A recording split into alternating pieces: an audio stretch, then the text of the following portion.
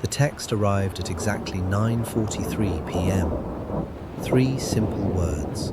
I'm almost home. For 24-year-old Emily Carter, it was just another message sent after work. For her family, it became the last proof she was alive. Emily never made it home. Rain pounded the streets of Briar Creek that October night as she drove the familiar route to her apartment. Less than 3 minutes after sending that text, her phone suddenly disappeared from the cellular network.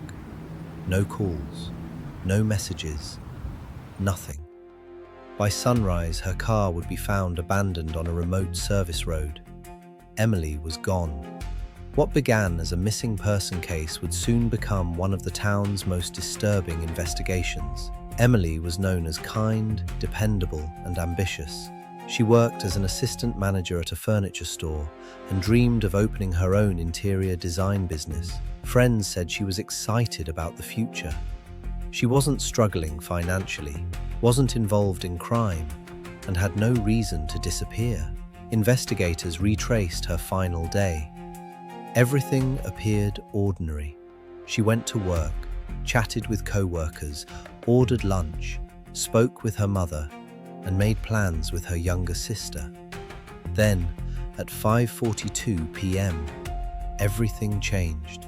Her ex-boyfriend, Jason Miller, texted her, "Can we talk?" She ignored him. Minutes later came another message. Just 5 minutes, still nothing. Then a third text. "I think you owe me that," Emily finally replied. "Not tonight, Jason." Those would be the last known words between them. After finishing work at 8:51 p.m., security cameras captured Emily walking toward her car. Investigators later noticed something strange in the background. A dark vehicle sat across the parking lot. Its engine was running. Its headlights were off. No one could identify the driver. Emily left work just after 9 p.m. She stopped briefly at a gas station, where surveillance showed her checking her phone and glancing nervously over her shoulder before quickly driving away. 15 minutes later, she sent her final text. "I'm almost home." She never arrived. The next morning, Emily's mother became worried when repeated calls went straight to voicemail. By afternoon, a missing person investigation was underway. Then came the first breakthrough. Emily's silver Honda Civic was discovered abandoned nearly 20 miles outside town. Her purse and wallet were still inside. Cash untouched. No signs of a struggle. No obvious evidence of violence. It looked as though she had simply vanished. Forensic investigators recovered one unidentified fingerprint from the passenger side door. It belonged to no one in any criminal database. As detectives interviewed people close to Emily, 2 names quickly stood out: Jason Miller, the ex-boyfriend, and Mark Reynolds, her co-worker. Jason admitted sending the messages but insisted he spent the evening at home. Detectives, however, discovered his phone had connected to a cell tower near Emily's workplace around the time she finished work. His explanation didn't add up. Then investigators questioned Mark Reynolds. Mark claimed he had left work long before Emily. Security footage proved he was lying. He had actually left only minutes after she did. When confronted, he blamed stress. Then detectives discovered he had deleted several social media posts just hours after Emily disappeared. The inconsistencies piled up. Jason's suspicious location, Mark's changing story. Both men suddenly became persons of interest.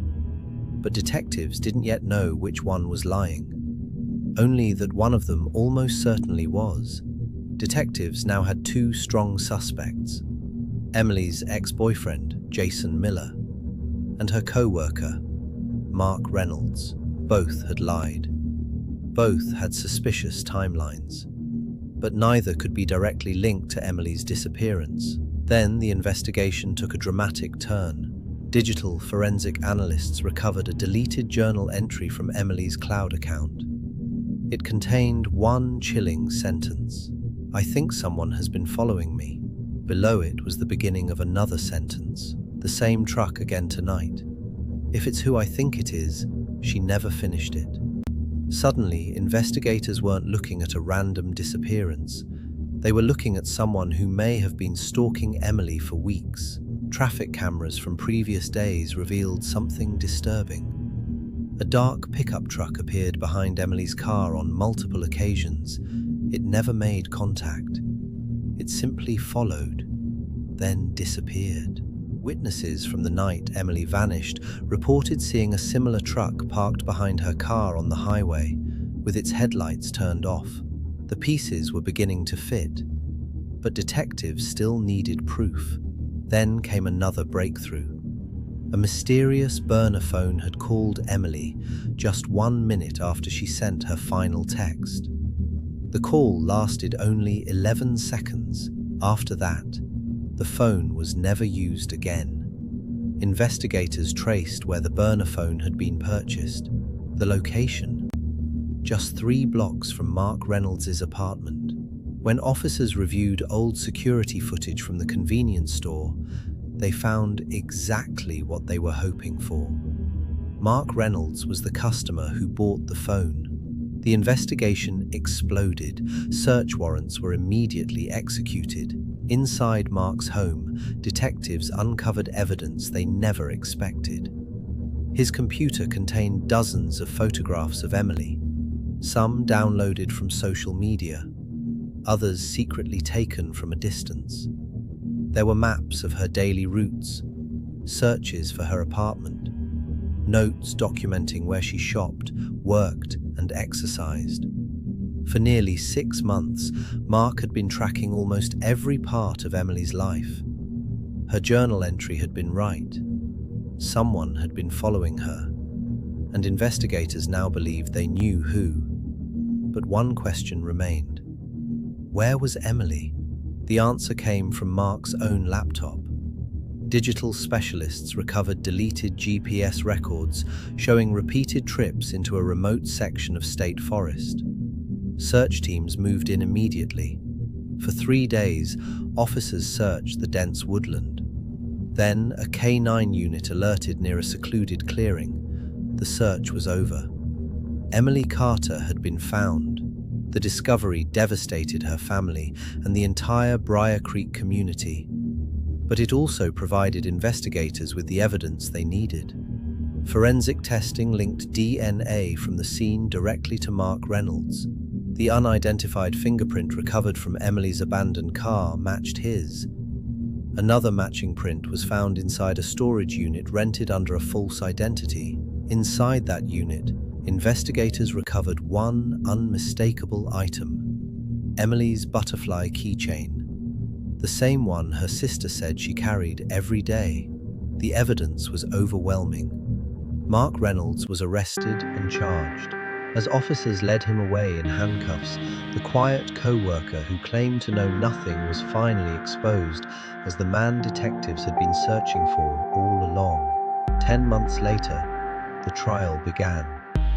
Jurors listened as prosecutors laid out months of stalking, carefully planned deception, digital evidence, GPS records, surveillance footage, fingerprints, DNA, and the burner phone that lured Emily into stopping on that rainy night. Then prosecutors displayed Emily's unfinished journal entry. "I think someone has been following me." The courtroom fell silent.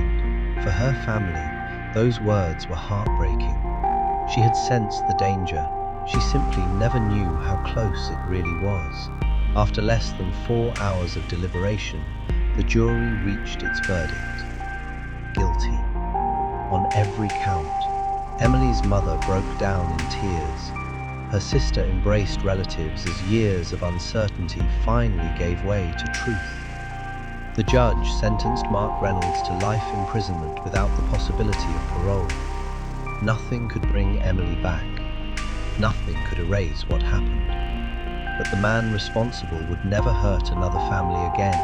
Today, Emily Carter is remembered not for the way her life ended, but for the dreams she never stopped chasing. She wanted to build her own business. She never forgot birthdays. She called her mother almost every evening. She was loved. Her case reminds us that obsession can hide behind an ordinary face, and that sometimes the smallest clues, a fingerprint, a deleted journal entry, a burner phone, or a butterfly keychain, can uncover the truth. That final text, "I'm almost home," never reached the ending Emily deserved. But her story did. Justice found the person responsible. And because investigators refused to give up, Emily's voice was never silenced. Thank you for watching Crime Anatomy Vault. If this story moved you, remember Emily. And remember that behind every case file is a real person whose life mattered.